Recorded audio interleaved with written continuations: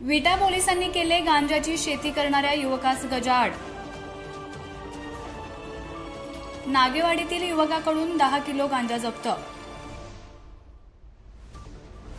अंमली पदार्थ मोहिमेअंतर्गत पालकमंत्री चंद्रकांतदादा पाटील यांच्या आदेशानंतर विटा परिसरासह संपूर्ण सांगली जिल्ह्यात धडक मोहीम सुरू आहे। त्यानुसार विट्यात एमडी ड्रग्ज, नशेची इंजेक्शन बरोबरच आता नागेवाडी परिसरात गांजाची झाडे लावली जात असल्याचा धक्कादायक प्रकार समोर आल्यामुळे एकच खळबळ उडाली आहे। नागेवाडी येथील राजू श्रीरंग मदने वय वर्ष 33 या युवकाने राहत्या घराच्या बाजूला लागवड केलेला 10 किलो गांजा जप्त केला असल्याची माहिती पोलीस निरीक्षक धनंजय फडतरे यांनी दिली। याबाबत विटा पोलिसांनी दिलेली अधिक माहिती अशी की विटा पोलीस ठाणे हद्दीमधील अंमली पदार्थ विरोधी विशेष मोहिमेअंतर्गत पेट्रोलिंग करीत असताना पोलीस कॉन्स्टेबल अशोक रणदिवे यांना नागेवाडी येथील राजू श्रीरंग मदने वय वर्ष 33 याने त्याच्या राहत्या घराच्या बाजूला गांजाच्या झाडांची लागवड केली असल्याची टीप मिळाली होती। त्यानुसार विटा पोलिसांनी त्या ठिकाणी जाऊन पाहणी केली असता राजू मदने याने त्याच्या घरी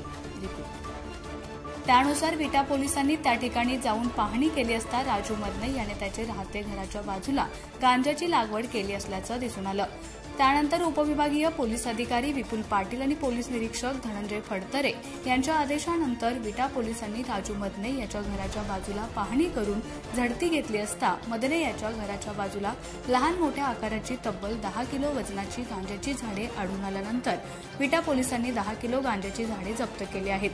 पोलीस निरीक्षक धनंजय फडतरे यांनी नागरिकांना अशा प्रकारे अवैध अंमली पदार्थ, गांजा इत्यादी विक्री, साठा व लागवड करणाऱ्याची माहिती मिळाल्यास तातडीने पोलिसांना कळवावे असे आवाहन केले आहे।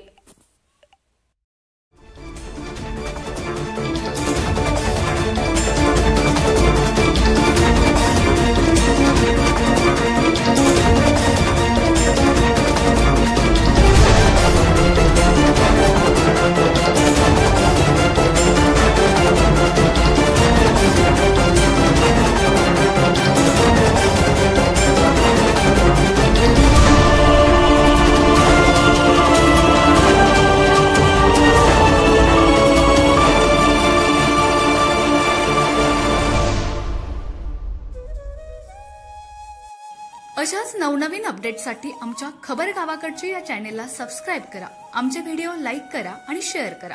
धन्यवाद।